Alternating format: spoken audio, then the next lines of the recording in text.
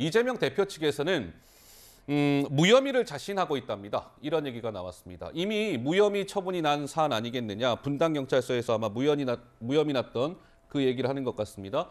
기존에 정리해둔 사실을 토대로 소명할 계획이고 본인이 변호사 출신이니까 법률가인 만큼 무리한 취조에는 적극적으로 반박도 할 것이다. 뭐 이런 얘기가 나왔습니다. 반면에 검찰도 혐의 입증을 자신하고 있답니다. 출석 동선 확인하고 있고 인파 몰릴 우려에 대비해서 안전대책까지 마련하고 있고 최종 질문지를 확인하고 있고 부장검사가 직접 내일 이재명 대표를 조사를 한다고 합니다. 지금 저거를 조사하고 있는 부장검사가 직접 조사를 할 거다. 유민종 부장검사가 직접 조사를 한다고 합니다. 민주당 내에서는 이재명 대표의 성남FC 건에 대한 검찰 소환 이후에 아마 검찰이 구속영장을 청구할 것이다. 뭐 이런 얘기가 나왔었는데 혹시 그 민주당 목소리입니까? 네, 들어보시죠. 결국에는 기소 혹은 그 전에는 구속영장 청구까지 다 예정되고 있다라고 저희는 보고 있습니다. 당대표 사무실이라든가 의원 회관에 대한 압수수색 영장이 나올 수 있다는 가능성을 염두에 두고 있고요. 이재명 대표에 대한 소환 혹은 구속영장 청구 시나리오로 이렇게 진행될 것이다.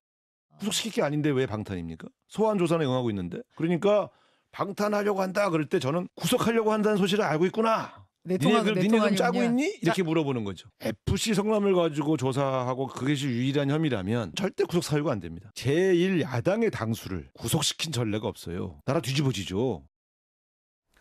현직 검찰 간부가 한겨레 신문과의 인터뷰에서 이런 얘기도 했더군요. 이미 재판에 넘어간 두산그룹의 성남FC 후원액만 50억이라 수사팀으로서는 이 대표에 대한 구속영장 청구에 나설 듯하다. 영장을 칠 것 같다 이겁니다.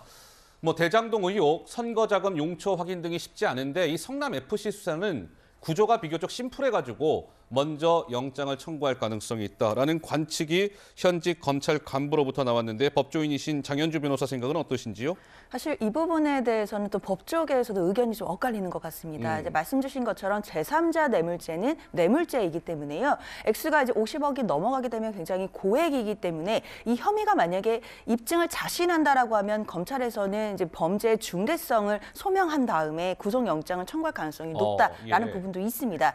그러나 또 한편에서는 구속영장을 청구해서 구속영장이 발부되기 위해서는 구속 사유가 있어야 되는데요. 형사소송법상 구속 사유는 증거인멸이라든지 또는 도주 우려나 또 주거가 부정하다든지 이제 이런 우려들이 있어야 합니다.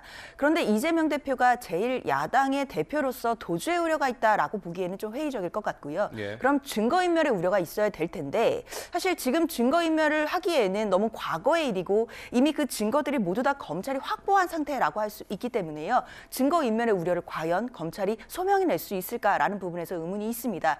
검찰에서도 구속영장을 청구하는 것까지야 어렵지 않겠지만 만약에 법원에서 기각이 된다라고 한다면 사실상 이 수사가 굉장히 또 차질을 빚게 되는 과정, 또 이제 역풍이 불 수 있게 될 과정들이 있기 때문에 정치적인 부담은 많을 것 같습니다. 그렇기 때문에 굉장히 신중하게 판단할 것으로 예상이 됩니다.